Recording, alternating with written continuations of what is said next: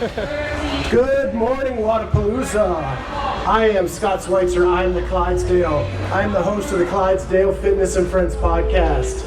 We are here on the podcast stage at Wodapalooza, and I have with me my friend Nic Johston. He is a coach at Proven, and probably more importantly, he just got married, and we're going to talk a little bit about that. So, very true. Welcome, Nic. Thank you very much. Thank you. So, how long ago was it that you got married? Oh man, it's been 2 weeks. 2 weeks. Two full weeks. Yeah. So you are in the prime newlywed category. I don't know. Yeah. So people keep asking me if I look any different or if I feel any different, but as long as I'm in Florida, I feel good. Yeah. As long as you're in Florida, because the sun is shining here in Miami. We're so excited to be here. So you have been coaching with Proven for almost a year now, right? Yeah, I think a year was just the last week of December. So yeah, just past a year now. And the head coach, his wife decided to try to be a bobsledder. Yeah. So they headed off to Europe. Yeah, they have probably a month left. So they're on their tail end of their season. She's been over there in the snow and the ice, and they're ready to get back for sure. So what kind of responsibilities fell to you while they're over in Europe? So thankfully, we got a great team in place. I don't know, Dwight is our other coach who you may have met. He has been able to be our eyes on the ground in Nashville because I'm in Knoxville. But Shane did a great job of being able to just hand everything off to us. So we obviously talk to him daily, whatever we can back and forth, but the time change is tough. But it's basically been our duty now to take the day-to-day tasks of the athletes, everyone that we've been onboarding, and then obviously our online community. So we have thousands of athletes around the world, and that doesn't change. So we take care of them daily, whatever they need for their online programming. Competitions coming up, we have a ton that are competing here. So it's been good to see that kind of keep going on. Shane is gone. Yeah, so the most famous Proven athlete, of course, is Claire-Toomey. And her husband Shane started Proven. Who else is on your roster on the games side of things? So for our games athletes right now, we have Brooke, who is going through her rehab right now with everything that happened at the games. Right on schedule, everything's going really well. And then we got Will Moorhead, who's right on schedule as well. I think this is the healthiest we've seen him in a long time, so this year is going to be really big for him. And then we actually just signed one of my new athletes, Cole Greashaber. I don't know if you know of him as a teen athlete. So he's been to the games, was on the podium there, and he's looking to make a good push now in the open division as an adult. Awesome. I know you guys posted some video of Cole. Yep. It's promoting him as one of your new athletes. How did he do as a teen athlete? So he's a young gun. So he started when he's only 21 now. He started when he was 18, got 1 year under his belt, and came in second at the games. So like, he's a beast. He's going to do really well this year. He's been one of those guys that we didn't really know his background coming in, just because I don't know if it was regionally or what it was. But he's a guy that's impressed us from day one he stepped in, not only just from being an athlete, but as mature as he is for a 21-year-old. He trains alone. He's always trained alone in his own gym. He's had some coaches in the past, but nobody one-on-one with him daily, which we're able to give him now. So everyone needs to watch out for that kid this year for sure. So, with the teen athletes, you see a lot of the girls move over to the open division pretty quickly. But on the men's side, it's been a lot harder because probably the strength deficit, in my opinion. So what are you focusing on with Cole right now? So the good thing with Cole is that he's a strong dude naturally. He actually grew up doing gymnastics, which we've seen that keeps athletes not only healthy, but it gives them a good baseline to be able to put on mass because of their mobility and their flexibility, but also move a barbell well because their mobility is so good. So what we're really working on right now is getting him from an at-home gym perspective of training to more of in-person, starting to train around some other games athletes because he's never had that before.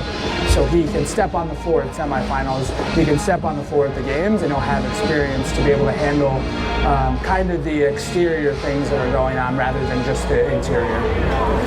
Yeah, so mindset's a big thing too, and to switch over from that team division to the open division, how much mindset work are you doing? Yeah, so we're doing a lot of that as well, and thankfully, like I said, he's a really mature kid, even with his lack of experience coming into the sport. He's been one of those guys that he listens intently. He'll take what you say, give you feedback if he needs to, or just go ahead and take what you say with everything you say and be able to kind of turn that into a way that he processes it in his own brain. You know, because you run into some athletes that are just machines, right? They take what you say and they just kind of say, okay, I'll do it no matter what you say. He's one that'll give you feedback. He's one that will help you move forward as a coach because you can have that open conversation. So his mindset is one of the last things we've had to worry about, thankfully. Obviously with those external things, like I said, at the games that may come into play because we haven't had that experience together yet. But once we get to Madison or we get to a semifinal, like I said, that's when we'll hammer those things, and hopefully we'll be in a position to where they'll just be secondary. All right. So you also mentioned that you're Brooke's coach, and everybody knows the devastating injury that she had at the games last year. She's been posting a lot of successful markers in her progress back. So as a coach, what's your assessment as to where she is right now? Yeah, that's one of those things too, that injury you just don't know. Because some people, I mean, you hate to say it, but some people in some sports never come back from it. You know, especially when you're talking about putting a barbell overhead or snatching, doing things like that. But her recovery has been above and beyond what we expected. Credit that to her doctors, and more importantly, credit to her, because she's doing exactly what she needs to do. She's not rushing anything, and she's exactly where she needs to be. Thankfully, with this season and the new rules with the Open and the quarterfinals, she doesn't need to be peaked right away. She doesn't need to be doing sanctionals like she used to in the old format with the Wodapalooza and the Dubai and things like that. So we'll be able to get her through the Open with what she can do now without having to push too much or kind of do skills she's not ready for. And then when we get to the quarterfinals where those percentages get a little higher, she should be ready to go. And so the other thing is, sorry about the mic. The other piece of that is, and I just lost my train of thought with the thing, she moved to California, right, to do some of the rehab closer with the doctors that worked with her. That means you're not seeing her day to day right now. Yeah. So how has that shifted over this season? So thankfully, and like you said with her doctor, she actually saw the doctor who worked on Conor McGregor. He's worked on a ton of high profile athletes. He's a professional in every sort of the word. But thankfully now she is back in Nashville, and she is getting to the point now to where CrossFit is being involved. So now that's what we do, right? So we shouldn't be in the rehab part. That should be her doctor, that should be her PTs. We're at the point now to where we can step in, see where she is, adjust day to day. And that's also been something that our coach Dwight, since he is in Nashville every day, has been able to keep eyes on her, give us feedback, and we'll know where to push and where to hold back. So where did you guys get married? So we got married in Jupiter, which is I think it's about 2 hours from here.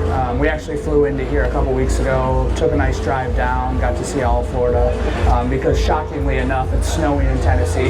Yeah. So usually it's pretty nice there, but it was good to get away.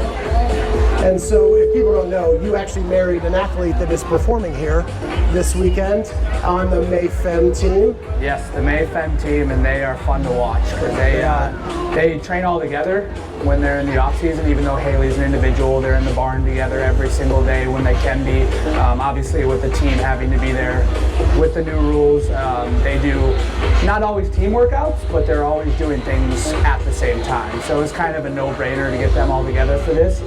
And you'll see it on the guys' side too, right? Like with Rich and Luke and Angelo. I don't think any of them practiced before, but they're all going to do a great job because they know each other that well, and they've been around each other long enough in the Mayhem family. And so a lot of times you have to have the coach's hat on for your athletes. What's the difference with the husband hat? Thankfully, I mean, she's at a level now to where I don't have to do a lot. It's more of just being the support system now, which is great. And that goes more than just being a husband. It goes with hey, can you run out to the stage if you have a second? Tell me what the first heat's doing. Tell me how this is going. Thankfully, I've had enough lateral experience to where I can run back and say something. I can text her. But she's a true professional at this point, which is awesome.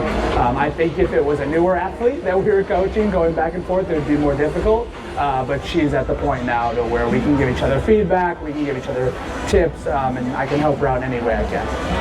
Yeah, and it's got to be fun to sit in the stands with a different perspective, with more your heart than your head, and then get to cheer her on. Yeah, and that's what's fun about Wodapalooza, right? It's a party at this point. Like, we don't have to be too stressed about the results. Like, it's early in the season. She, like you know, she's in school and she's just going through that as well. So if we can get away for a weekend, try to get her mind off some of those things and still compete at the same time, it's good.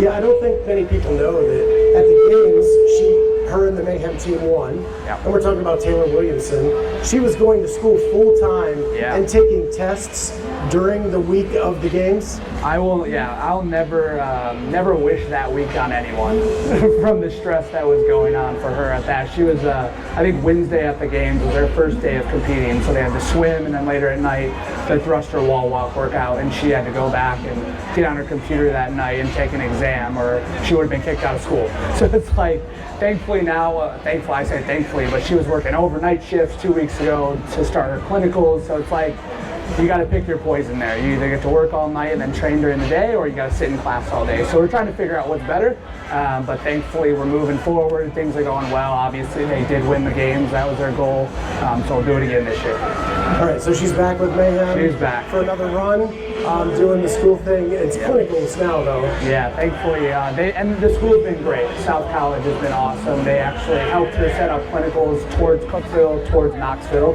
so she can be within the rules of CrossFit. She can do everything she needs to do. And then when the games wrap up, she'll have about 3 months left, and she'll go kind of all over the country at that point where she has the off season. So they've been great.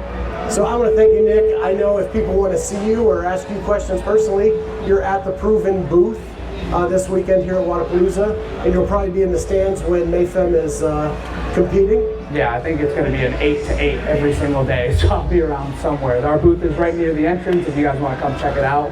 We're selling apparel, our programs, we'd love to talk to you. Yeah, and I'd like to give a shout out to my sponsors. I have two here at Wodapalooza. RX Smart Gear is back in the tunnel, and we have Element 26, who's back even a little bit further.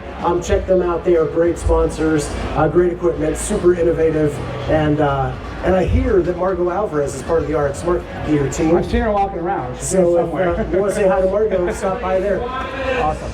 Awesome. Thanks, Nic. Yeah, absolutely. Thank you. Good stuff, man.